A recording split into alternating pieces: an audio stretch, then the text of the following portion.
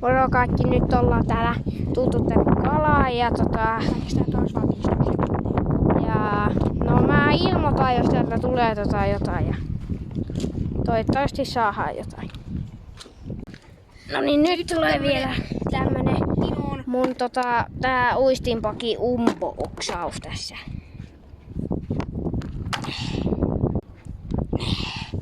Eli tällaisia, nää on suomalaisia, mutta totta kai.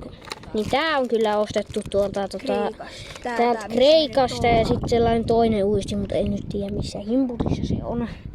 Vähän vaappuja, sit igejä.